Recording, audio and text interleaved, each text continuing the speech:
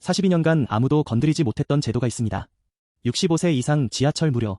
1984년에 만들어진 이 제도를 어떤 대통령도 어떤 정권도 손대지 못했습니다. 그런데 이번에 대통령이 직접 꺼냈습니다. 출퇴근 시간에 놓인 무임승차를 제한하라고요. 서울교통공사 적자만 연간 4천억이 넘고 전국 누적 손실은 5조 원을 돌파했습니다. 이 적자를 누가 메우고 있을까요? 바로 여러분의 세금과 지하철 요금입니다. 왜 하필 지금 이 논의가 터졌는지, 어떤 대안들이 검토되고 있는지, 그리고 우리 생활에 어떤 영향이 오는지 오늘 한 번에 정리해드리겠습니다.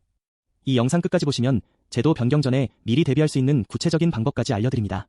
노인 무임승차 제도는 1984년에 만들어졌습니다. 그때 65세 이상 인구는 전체의 4%에 불과했습니다. 100명 중 4명이 무료로 타는 거니까 재정에 큰 부담이 아니었습니다. 그런데 지금은 상황이 완전히 다릅니다. 서울 기준 65세 이상 인구 비중이 17.4%입니다. 100명 중 17명이 무료로 타는 겁니다. 2040년에는 전국 기준 35%까지 올라갑니다. 3명 중 1명이 넘는 숫자입니다. 인구 구조가 완전히 뒤집힌 겁니다. 이번 논의의 직접적인 트리거는 중동 전쟁발 에너지 위기입니다. 이재명 대통령이 3월 24일 국무회의에서 에너지 수급 불안 대책을 논의하다가 대중교통 혼잡 문제를 꺼냈습니다. 출퇴근 시간 한두 시간의 피크타임에 한해 65세 이상의 무료 이용을 제한하는 방안을 기후에너지환경부 장관에게 직접 지시했습니다. 42년간 누구도 건드리지 못한 제도를 대통령이 직접 입을 열었다는 것 자체가 매우 중요한 시그널입니다. 정치적으로 표를 잃을 수 있는 발언을 대통령이 공개석상에서 했다는 건 그만큼 상황이 급박하다는 뜻입니다. 실제 데이터를 보면 이유가 더 명확해집니다. 서울 지하철 1호선에서 8호선 기준 출퇴근 시간대 이용객 100명 중 약 8.3%가 65세 이상 무임승차 이용객입니다. 오전 7시에서 8시 사이에는 9.7%까지 올라갑니다. 10명 중 1명이 무료로 타는 겁니다. 2024년 출퇴근 시간대 어르신 무임승차 이용은 약 8,500만 명에 달했습니다. 출퇴근 시간대에만 이 숫자입니다. 더 이상 미룰 수 없는 규모인 거죠. 현행 제도는 아주 단순합니다. 만 65세 이상이면 전국 지하철을 무료로 탑니다. 시간 제한 없고 소득 제한 없고 횟수 제한도 없습니다. 억대 연봉자든 대기업 임원이든 나이만 65세가 넘으면 무조건 무료입니다. 반대로 월 소득 100만 원에 64세는 전액 부담입니다. 이 단순함이 바로 문제의 핵심입니다. 숫자로 보면 심각성이 더 와 닿습니다. 서울교통공사 무임 손실만 보겠습니다.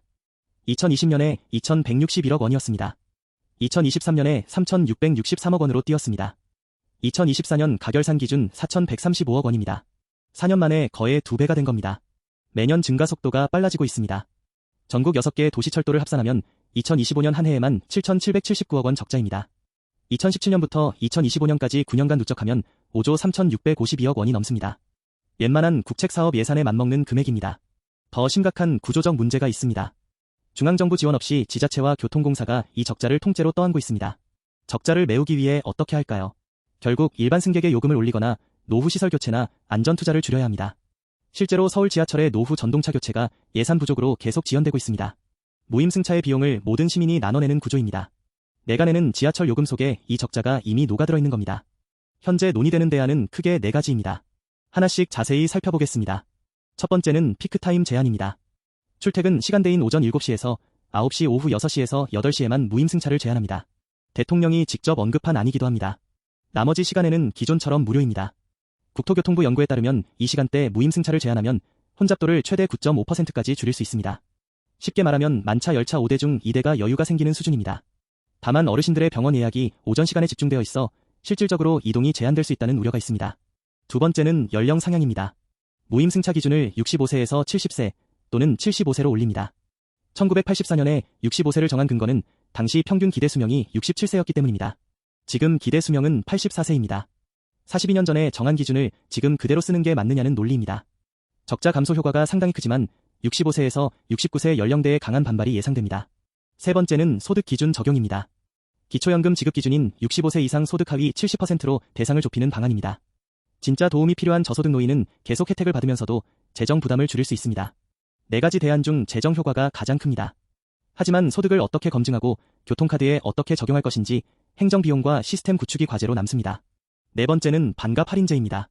완전 무료 대신 50% 할인으로 전환하는 절충안입니다.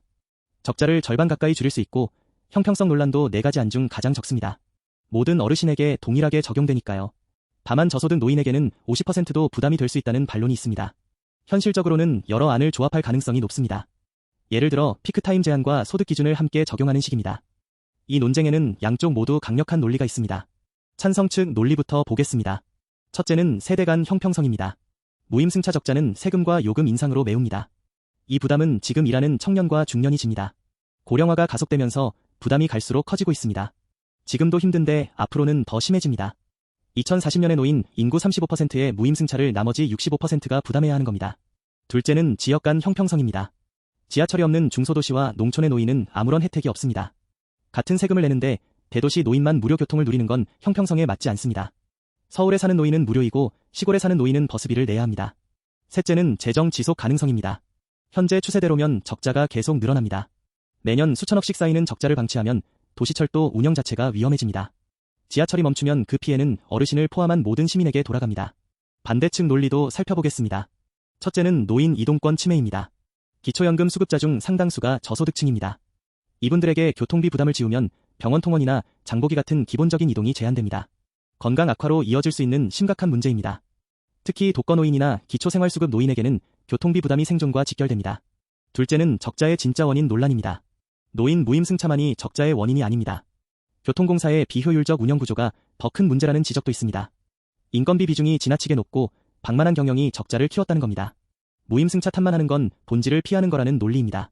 셋째는 선례의 위험성입니다. 고령사회에서 노인 복지를 축소하는 선례를 만들면 어떻게 될까요? 지금 30대 40대가 노인이 됐을 때 더 가혹한 기준이 적용될 수 있습니다. 무임승차 다음은 기초연금 축소일 수 있고 그 다음은 의료비 지원 축소일 수 있습니다. 복지 축소의 시작점이 될 수 있다는 우려입니다. 서울시민 1,144명을 대상으로 한 여론조사 결과가 있습니다. 무임승차 연령 상향에 찬성이 64.1%입니다. 반대는 17.1%에 불과합니다. 찬성이 반대의 거의 4배입니다. 적정 연령 1위는 70세로 76.1%가 선택했습니다. 5세만 올리자는 게 다수 의견인 거죠. 그런데 가장 놀라운 수치가 있습니다. 현재 혜택을 받고 있는 65세 이상 당사자의 81%가 변화가 필요하다고 답했습니다. 자기가 직접 받고 있는 혜택인데도 바꿔야 한다고 인정한 겁니다. 이 숫자가 이 논의의 방향을 말해줍니다. 찬성 이유를 세부적으로 보면 청년 세대 세금 부담 증가가 39%입니다. 고령화 사회 인식 변화가 37%입니다. 지하철 없는 도시 노인과의 차별이 24%입니다. 반대 이유를 보면 저소득 노인 교통비 부담이 58%로 가장 높습니다. 세대 갈등 우려가 21%입니다. 노인 매우 부족이 19%입니다. 주목할 점은 반대하는 사람들도 제도 자체를 지키자는 게 아니라 저소득 노인을 보호해야 한다는 조건부 반대가 대다수라는 겁니다. 결국 핵심은 저소득 노인 보호 장치를 어떻게 설계하느냐에 달려 있습니다. 이 제도가 실제로 바뀌면 누구에게 어떤 영향이 오는지 구체적으로 정리하겠습니다. 먼저 65세 이상 현재 혜택을 받고 계신 분들입니다. 피크타임 제한이 도입되면 출퇴근 시간대에는 유료로 타야 합니다. 서울 기준 1회 1,400원입니다. 하루 왕복하면 2,800원입니다. 월 20일 출퇴근하면 월 5만 6천 원의 추가 교통비가 발생합니다. 연간으로 따지면 67만 원이 넘습니다. 연령이 70세로 상향되면 65세에서 69세 분들은 월정기권 약 5만 5천 원이나 K패스를 이용해야 합니다. 기존에 무료였던 분들에게는 상당한 부담이 될 수 있습니다. 다음은 출퇴근 직장인입니다. 피크타임 혼잡도가 7.7에서 9.5% 개선됩니다. 만차 열차 5대 중 2대가 줄어드는 상당한 체감 효과입니다. 매일 아침 꽉 찬 지하철에서 숨쉬기도 힘들었던 분이라면 의미 있는 변화를 느낄 수 있습니다. 특히 2호선이나 9호선 같은 혼잡 노선은 체감 효과가 더 클 것으로 예상됩니다. 마지막으로 납세자 전체입니다. 무임승차 적자가 줄어들면 그 재원을 다른 복지에 활용할 수 있습니다. 교육이나 보육이나 청년 주거 지원에 쓸 수 있는 예산이 늘어나는 겁니다. 반대로 적자가 방치되면 지하철 기본요금이 전반적으로 크게 오를 수 있어 모든 승객의 교통비가 늘어날 수 있습니다. 결국 이 문제는 모든 세대에게 영향을 줍니다. 이 논의는 끝이 아니라 시작입니다. 65세 이상 인구가 2040년에는 35%에 달합니다. 지금 제도를 손보지 않으면 도시철도뿐 아니라 건강보험과 국민연금 등 모든 사회보장 제도에서 같은 문제가 터집니다. 노인 무임승차 논쟁은 고령사회 한국이 풀어야 할 구조적 과제의 축소판입니다. 이 문제를 어떻게 푸느냐가 앞으로의 복지 정책 전체 방향을 결정합니다. 정치적 민감성이 매우 높은 이슈입니다. 국회 법제화나 지자체 조례 통과가 필요합니다. 그래서 당장 시행되기보다는 사회적 공론화에서 시범 운영, 그리고 단계적 도입 순서를 밟을 가능성이 큽니다. 핵심 변수는 중앙정부가 국비를 보전해주느냐입니다. 지자체만 부담을 지는 현재 구조가 바뀌지 않으면 어떤 대안을 도입해도 한계가 있습니다. 지금 당장 챙길 것이 있습니다. 제도 변경 여부와 관계없이 K패스와 기후동행카드를 미리 발급받아두세요. 요금 인상이나 혜택 축소 시 즉시 대비할 수 있습니다. K패스는 월 15회 이상 대중교통을 이용하면 일반인은 20%, 청년은 30%, 저소득층은 최대 53%까지 환급해줍니다. 또한 부모님이 기초연금 수급 대상인 소득 하위 70%에 해당하는지 미리 확인해두세요. 향후 소득 기준으로 차등 적용될 경우 미리 확인해두면 혜택을 놓치지 않을 수 있습니다. 국민연금공단이나 주민센터에서 바로 확인 가능합니다. 대통령이 직접 입을 열었다는 건 더 이상 미룰 수 없는 단계에 왔다는 뜻입니다. 제도가 어떻게 바뀌든 미리 준비한 사람과 그렇지 않은 사람의 차이는 큽니다. K패스 발급과 기초연금 대상 확인은 지금 바로 할 수 있는 일입니다. 주변에 어르신이 계시다면 이 영상을 공유해주세요. 미리 아는 것과 모르는 것의 차이는 생각보다 큽니다. 오늘 영상이 도움이 되셨다면 구독과 좋아요로 응원해주세요. 다음 영상에서 또 뵙겠습니다.